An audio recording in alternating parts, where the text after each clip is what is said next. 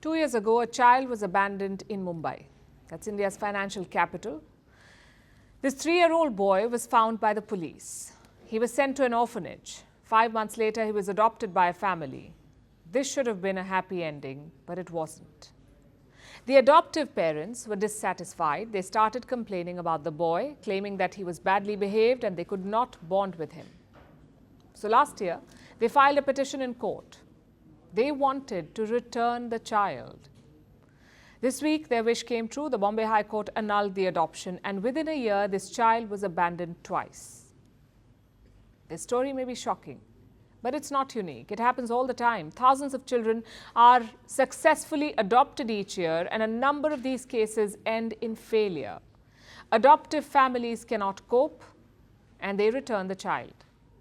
Between 2014 and 2019, more than 1,000 adopted children were returned in India. The highest number was seen in 2015, when about 9% of all adopted children were returned. But on average, 4% of Indian adoptions are dissolved every year. These numbers are jarring, but they're not limited to India. In America, up to 5% adopted children are returned each year. In the UK, up to 9% adoptions fail annually. Putting a child up for readoption is fairly common. But legally speaking, adopted children are no different from biological children, legally. And for this reason, returning an adopted child is just as legally complicated as giving up a biological child. Different countries have different mechanisms for this. In India, if a child has been adopted officially, the matter of return lies with the court. They get to decide if the child can be returned. It's a long, winding process. It differs from case to case. But one thing is common. The family suffers. And of course, the child's life is deeply disrupted. The experience leaves children with significant trauma and with lifelong doubts and concerns. But apart from the emotional consequences, what happens to those children whose adoptive parents no longer want them?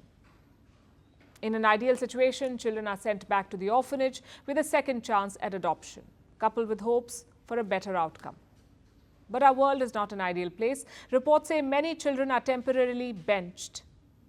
They are removed from the adoption list until they can prove their preparedness again.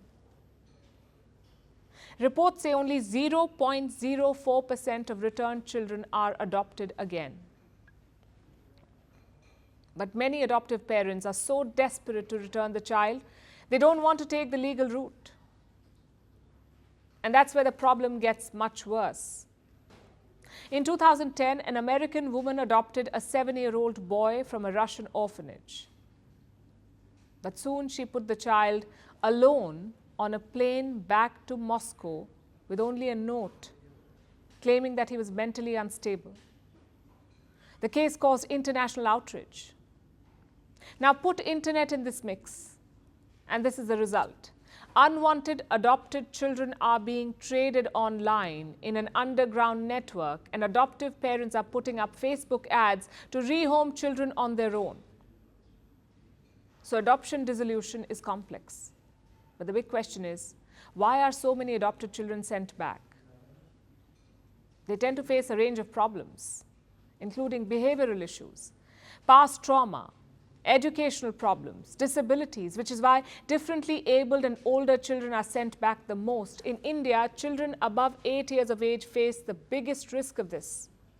A lot of times, the institutions can be at fault. Adopters have accused organizations of omitting details about children. Sometimes children are not counseled about what it would be like to live with a family. They don't know. Most parents are not prepared to address these problems, and some don't even want to. But despite this blame game, one thing is quite clear: this system of adoption is flawed. It suffers from a cavalier culture of disposability, where a child is either ends up with a blessing or loses another set of parents. There is no in between. It's both unfortunate and dangerous.